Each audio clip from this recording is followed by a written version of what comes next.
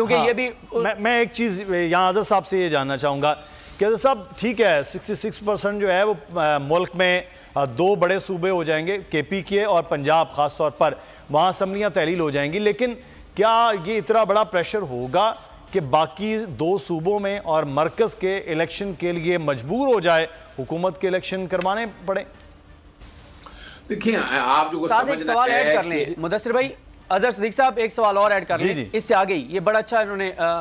पूछा मुदस्सिर भाई ने, लेकिन साथ ये भी बता दें कि ये जो आप लोग मुशावरत में शामिल भी रहे वकला के, अगर हुकूमत ये दो असम्बली तहलील भी हो जाती हैं तो क्या हुकूमत 90 रोज़ा जो सेटअप है निगरान सेटअप उसको तब्दील कर सकती है? ये भी सवाल ऐड कर लीजिएगा। बड़ा अच्छा सदीक जान ने जो बात छेड़ दी है, असल जो बात है जो कि अगर असेंबलियां पहले तहलील हो जाती हैं उसके बाद हुकूमत वक्त का सेटअप को आगे बढ़ाने के हवाले से उस पर भी उनका काम चल रहा है, मैं उस पर भी आता हूं, लेकिन आपके सामने पहली जो बात आपके सामने रख दूं,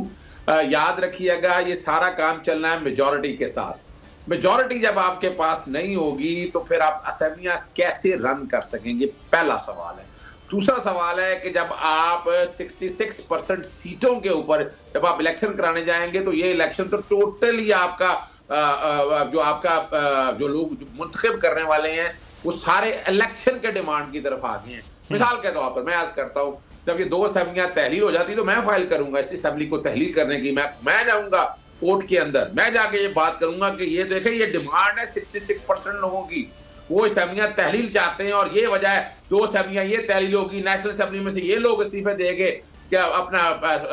सिंध असेंबली में से ये इस्तीफा दे दिए, बलोचिस्तान से ये इस्तीफा दे दिए, तो ये तो मेजॉरिटी का कॉन्सेप्ट ही खत्म हो गया जो आईने पाकिस्तान 1973। और मेरी देखिए अगर ये दो असेंबलियां इतनी इंपॉर्टेंट ना होती तहलील करने की तो ये पागल हुए खड़े होते, यानी ये तो उन असेंबलियों को बचाने के लिए ये इस बात का सबूत है कि उन्हें पता है कि अगर ये असेंबलियां तहलील हो गई तो ये बाकी असेंबलियां नहीं बचेंगी, और अल्टीमेटली मैं देख रहा हूं कि ये तहलील होने के बाद उनके लिए बचाना मुश्किल होगा। वो कभी भी चाहेंगे कि इन दो सूबों के पास अगले 5 साल के लिए पाकिस्तान तहरीके इंसाफ और उनके पास अक्सरियत आ जाए, वो ये कभी भी नहीं चाहेंगे। मार्क माई वर्ड्स कि वो इसके बाद कोशिश उनकी यही होगी अल्टीमेट, अगर ये असेंबली तहलील इतनी आसान होती तो कभी भी ना उसमें रोड़े अटकाते। ये रोड़े अटकाने के और सारे मामले को बयानियों को ले जाने का मकसद ही ये बड़ा वाज़ेह तौर पर है। और आगे बात जो दूसरी है निगरान सेटअप के हवाले से, निगरान सेटअप में देखिए आइन में गुंजाइश मौजूद है, यानी अगर 90 दिन का टाइम दिया हुआ है, लेकिन अगर 90 दिन में आप इलेक्शन नहीं कराते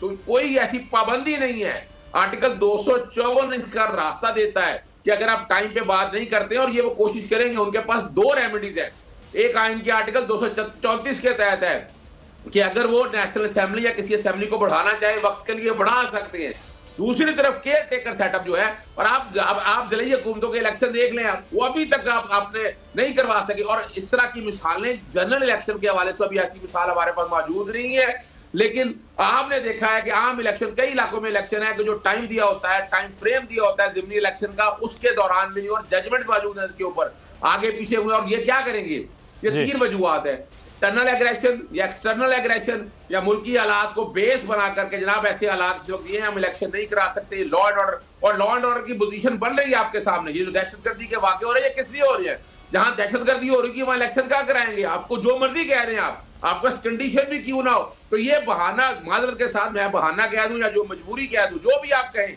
ये वो रास्ता देंगे